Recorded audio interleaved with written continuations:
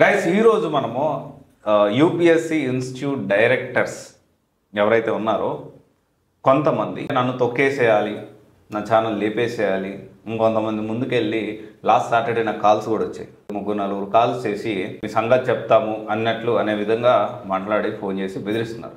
జరిగింది, on record ఉంది నా దగ్గర. ఎవరెవరు నాకు థ్రెటనింగ్ ఇచ్చారో ఆన్ రికార్డ్ ఉంది, వాళ్ళ నెంబర్స్ ఉన్నాయి, కాల్ రికార్డ్స్ ఉన్నాయి, అన్నీ ఉన్నాయి. బట్ ఏంటి అంటే స్టూడెంట్స్ ఎవరో వెనకాల నుంచి పుష్ ఇస్తే చేస్తున్నారు, నాకైతే తెలియదు. అండ్ నేను అందుకే దాన్ని అంత సీరియస్గా తీసుకోవట్లేదు.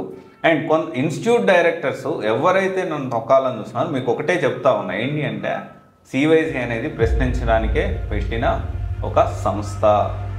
ఈ కంపెనీ అనేది, నేను ఈ ఆర్గనైజేషన్ అనేది ఎందుకు పెట్టానంటే ప్రశ్నించడానికి. ఎవరొకరు ఈ కోచింగ్ ఆగడాలు ఏదైతే ఉన్నాయో కొంతవరకు ప్రశ్నించాలి. అండ్ దీన్ని నేను మాట్లాడేటప్పుడు కూడా నేను చట్ట పరిధిలోనే, చట్టానికి వ్యతిరేకంగా ఏది మాట్లాడను, చట్ట పరిధిలోనే నాకున్న పరిమితులు, నాకున్న లిమిటేషన్స్ నాకు తెలుసు. అండ్ నాకున్న వాక్ స్వాతంత్రం, ఫ్రీడమ్ ఆఫ్ స్పీచ్ కిందే చట్ట ప్రకారమే నేనేం మాట్లాడినా ఇక్కడైతే మాట్లాడుతూ ఉంటాను. దీన్ని కూడా మీరు ఓడ్చుకోలేకపోతే ఎలా? అండ్ ఇప్పుడు ఏంటంటే తొక్కేసేయాలి, ఛానల్ లేపేసేయాలి, కొట్టేసేయాలి.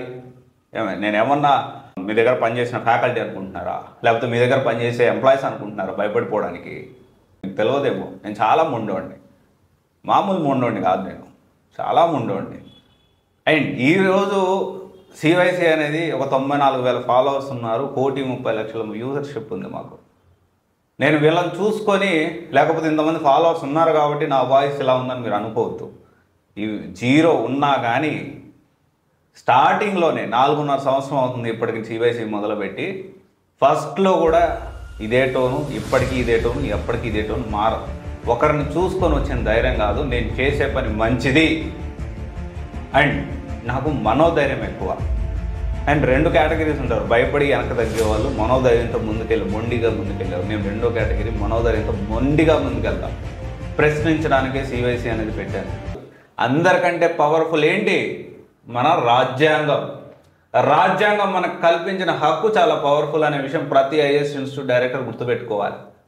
అండ్ లేదు నేను మాట్లాడితే నేను వాళ్ళతో ఫోన్లు చేపిస్తా, వీళ్ళతో ఫోన్లు చేపిస్తా, నేను ఇంకా కొంత సాఫ్ట్ కార్నర్ ఉంది కాబట్టి నేను కూడా అంత పూర్తిగా ఓపెన్ అప్ మీ గురించి అవ్వట్లేదు, గుర్తుపెట్టుకోండి.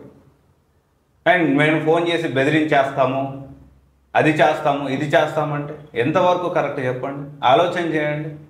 మళ్ళీ మీరు పబ్లిక్లో మాట్లాడే మాటలు, మీకున్న మంచితనము ఎటుపోతుంది అంటే, మంచితనం మాటల్లోనే పబ్లిక్లో కనిపించేటప్పుడే ఉంటుందా మీ మంచితనం?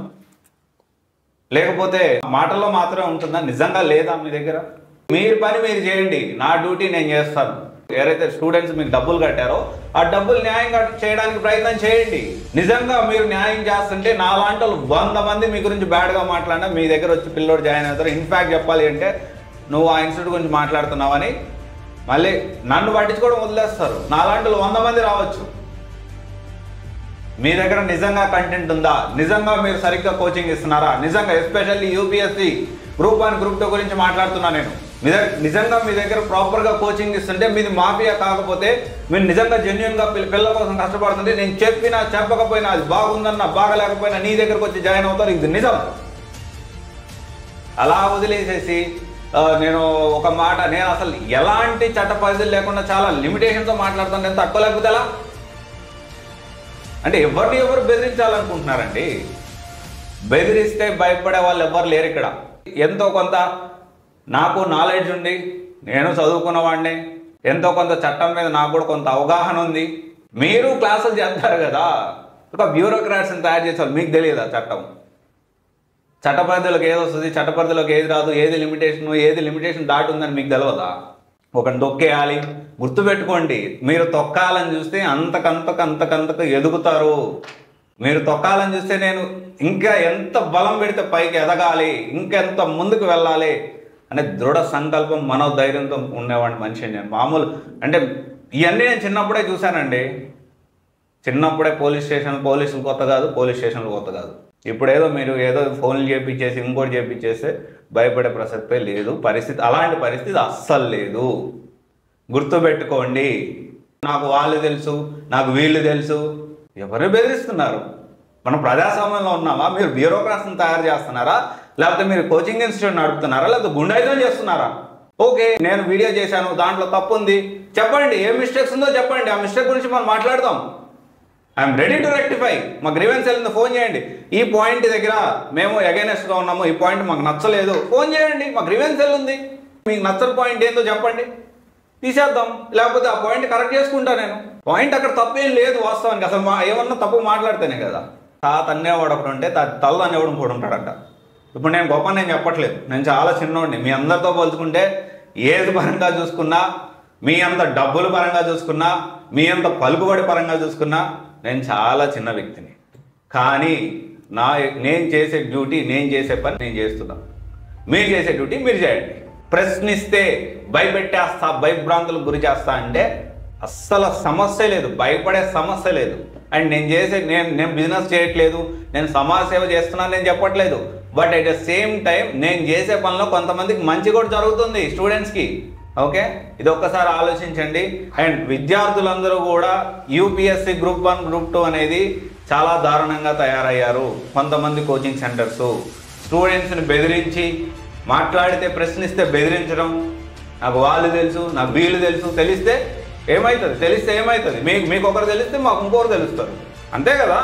ఇప్పటికి కూడా ఇది లాస్ట్. ఈ టాపిక్ గురించి నేను మళ్ళీ ఫర్దర్గా కంటిన్యూ చేయదలుచుకోలేదు. అండ్ ఎవరైతే ఈ పనులు చేశారో వాళ్ళకి ఒకటే చెప్తా ఉన్నాను, పద్ధతి మార్చుకోవాలి. భయపెడితే భయపడే వాళ్ళు ఎవ్వరు లేరు ఇక్కడ, గుర్తుపెట్టుకోవాలి. స్వీట్గా మాట్లాడి, ఇంకొకటి మాట్లాడి, ఇంకోటి ఏదో చేసేస్తామంటే భయపడే వాళ్ళు ఎవ్వరూ లేరు. అర్థమవుతుందా? అండ్ మీకు ఒకరు తెలిస్తే మాకు ఇంకొకరు తెలుస్తారు. నేను ఫుల్ ఫ్లెడ్జ్డ్గా దీన్ని ఇప్పుడు నాకున్న టైం కన్స్ట్రెయిన్ వల్ల దీన్ని మీలాగా దొరికిందే సందని చెప్పి పబ్లిక్ వెళ్ళిపోయి వాళ్ళ మీద వీళ్ళ మీద నేను మాట్లాడతలేను ప్రెస్ మీట్లు పెట్టి. నాకు చాలా టైం కన్స్ట్రెయిన్ ఉంది. అండ్ మోర్ ఓవర్ దెన్ నాకు మీతో ఎవరితో కూడా అలిగేషన్స్ పెట్టుకోవాలనే టైం నాకు లేదు. ఫస్ట్ ఆఫ్ ఆల్ ఇంట్రెస్ట్ లేదు, టైం లేదు. ఓకే, ఇది ఒక్కసారి గుర్తుపెట్టుకోండి. ప్రతి ఒక్క స్టూడెంట్ కూడా గుర్తుపెట్టుకోండి. యూపీఎస్సీ కోచింగ్ కానీ, గ్రూప్ 1 కానీ, గ్రూప్ 2 కానీ కోచింగ్ జాయిన్ అయ్యే ముందే 1-10 తెలుసుకోండి. వన్స్ జాయిన్ అయిన తర్వాత ఎలా ఉన్నారంటే, కొంతమంది గ్రూప్ 2 క్లాసులు డబ్బులు కట్టించుకొని చెప్పని వాళ్ళు ఎవరో కూడా నాకు తెలుసు. డబ్బులు మాత్రం ఫీజు కొంచెం కూడా తగ్గించుకోకుండా డబ్బులు కట్టించుకొని ఆ తర్వాత క్లాసులు అబ్రప్ట్గా ఆపేశారు. కొన్ని వందల మంది బాధితులు ఉన్నారు. ఖచ్చితంగా ఇది ముందే మీరు ఆలోచించి మీ డబ్బులు సేవ్ చేసుకోండి. మీ తల్లిదండ్రులు చాలా కష్టపడి ఆ డబ్బులు అయితే మీకు సంపాదించి పెట్టుంటారు. ఆ డబ్బులు తీసుకురావడానికి, కట్టడానికి ఎంతో కష్టపడి ఉంటారు. కాబట్టి ఇది అందరూ గుర్తుపెట్టుకోవాలి. అండ్ ఒకరిని తొక్కాలి, నొక్కేయాలి, ఛానల్ లేపేసేయాలి, అది చేసేయాలి, ఇది చేసేయాలి, ఇలాంటి అల్ప ప్రేరేపణలు మారేయండి. ఒకవేళ మాట తప్పైతే కరెక్షన్ చేసుకోండి. ఓకే, ఎందుకంటే మహామహులే అది మ్యాటర్. Thank you.